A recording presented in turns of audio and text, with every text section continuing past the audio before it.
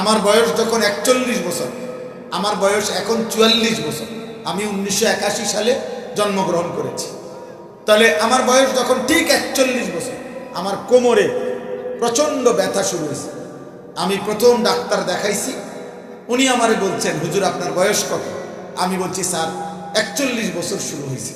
উনি বললেন, এখন থেকে নিয়ে বাকি হায়াত যে কয়দিন বাঁচবেন অসুস্থতা রোগ ব্যাধি নিয়েই বাঁচতে হবে, এর জন্য প্রস্তুতি নেন, প্রস্তুতি নেন। ঠিকই এটাই বাস্তব, বাস্তব। আজ আমার কোমরে সারাক্ষণ ব্যথা করে, আমি ছোট্ট লেখা চশমা ছাড়া দেখি না, গলার মধ্যে সারাক্ষণ ব্যথা করে, শারীরিকভাবে লাগাতার আগের মতো সেই টানা পরিশ্রম করতে পারি না। তাইলে দোস্ত, এটাই সত্য, এটাই বাস্তবতা। তোমরা অগণিত কিশোর যুবক নওজোয়ান, তোমাদের প্রত্যেকের, বিশেষ করে 14-15 বছরের পর থেকে যাদের বয়স, তোমাদের শক্তি এখন পূর্ণ, সারা অঙ্গে আল্লাহ তাআলা যেটুকু শক্তি দেওয়ার কথা তা পূর্ণ মাত্রায় দিয়ে দিয়েছেন। এখন সময় শুধু কাজে লাগাবার। হয় তুমি গড়ো, নয় নষ্ট করো। তুমি যদি গড়ো জীবন, তাইলেও সময় শেষ হয়ে যাবে। খোদার কসম, নষ্ট করলেও সময় শেষ হয়ে যাবে। কোনো রাতই বাকি থাকে না, কোনো রাত বাকি থাকে না। আপনার বাসর রাতও ভোর হয়, ফাঁসির রাতও ভোর হয়, সুখের রাতও ভোর হয়, দুঃখের রাতও। রাত্রি গভীরে যে তাহাজ্জুদের সেজদা দেয় তারও ভোর হয়। মদের আড্ডা, জুয়ার আড্ডা, নারীর আড্ডা, জিনার আড্ডা, মোবাইলের উলঙ্গ ছবির আড্ডায় যেই হাইওয়ান, যেই চতুষ্পদ জন্তু মানুষ নামের যেই জানোয়ার রাত কাটায়, তারও ভোর হয়। কোনো রাতই বাকি থাকে না, কোনো রাতই বাকি থাকে না। সুখের দুনিয়াও শেষ হয়, দুঃখের দুনিয়াও শেষ হয়। রাজপ্রাসাদে যে সেও মরে যাবে, জীর্ণ কুঠিরে যে সেও মরে যাবে। এটাই বাস্তবতা, এটাই সত্য, এটাই সত্য।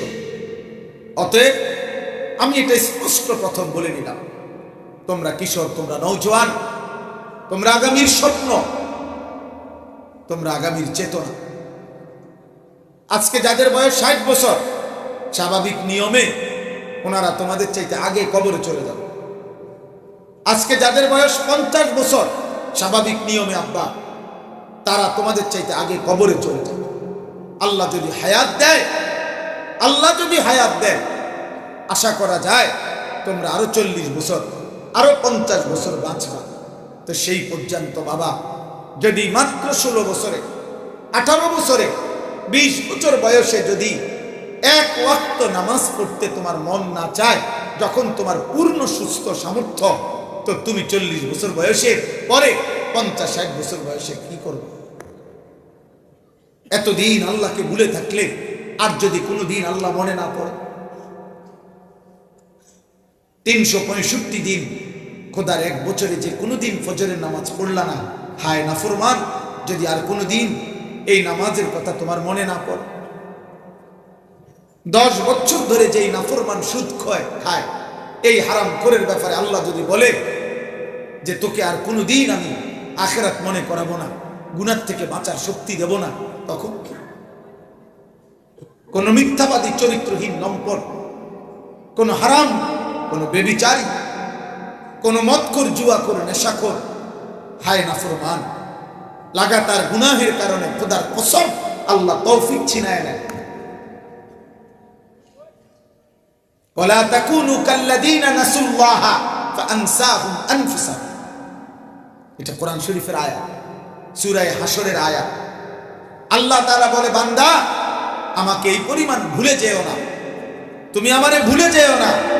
অনেক দিন হয় আমাকে ভুলে গেলে, একদিন আমি যদি সিদ্ধান্ত নেই তোমাকে শাস্তি দেব, তাহলে ফাআনসাহুম আনফুসাহুম, আমি আল্লাহ তোমার আত্মপরিচয় ভুলাইয়া দেব। ফাআনসাহুম মাসালিহাহুম, তোমার কল্যাণ ভুলাইয়া দেব। ফাআনসাহুম আখিরাতাহুম, তাফসীরের শব্দগুলা, আখিরাত ভুলাইয়া দেব। আর কোনোদিন মনে পড়বে না তোমার মৃত্যু হবে, কবর হবে, হাসর হবে, মিজান হবে, ফুলসিরাত হবে, তোমার বিচার হবে, আখিরাত হবে। তোমারে জান্নাত বা জাহান্নামে যেতে হবে, এই কথাটাই টোটাল তুমি ভুলে যাও, আর কোনোদিন মনে পড়বে না, আর কোনোদিন মনে পড়বে না। আব্বা, আমি তো এই জন্য সব সময় বলি, প্রতিদিন আমি বলি, আমার বড় ভয় লাগে, খুব ভয় লাগে। 60 বছর বয়স্ক মুরব্বী এখনো প্রতিদিন বিড়ি সিগারেট খায়। আমার মনে পড়ে, মনে ভয় হয়, হায় এই চাচা যদি আর কোনোদিন তার মৃত্যু পর্যন্ত যদি মনে না পড়ে, এটা গুনাহ। 60 বছর পর্যন্ত যার বয়স হয়ে গেছে, এই বুড়া মিয়া এখনো চা দোকানে বসে রঙিন টেলিভিশনে নর্তকীর নাচ গান নাটক সিনেমা দেখে, আয় হায় এই চাচার কলিজা তো পাথরের চাইতে বেশি ভারী হয়ে গেছে। এই চাচার যদি আর কোনোদিন মনে না পড়ে, এটা গুনাহ। তুমি তওবা, গুনাহ চালু রেখে তো তওবা হয় না আব্বা, কসম খোদা, গুনাহ চালু রেখে তওবা হয় না, গুনাহ চলমান রেখে তওবা হয় না।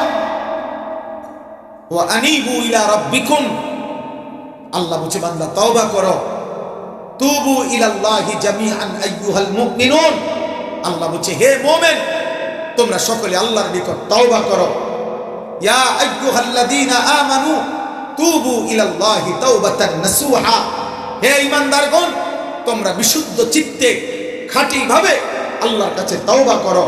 এই সমস্ত তাফসিরে আছে তওবা মানে বাবা 1 নম্বরে গুনাহ পূর্ণরূপে ছেড়ে দেওয়া, 2 নম্বরে আর করবে না ওয়াদা দেওয়া, 3 নম্বরে লজ্জিত এবং অনুতপ্ত হয়ে মাফ চাওয়া।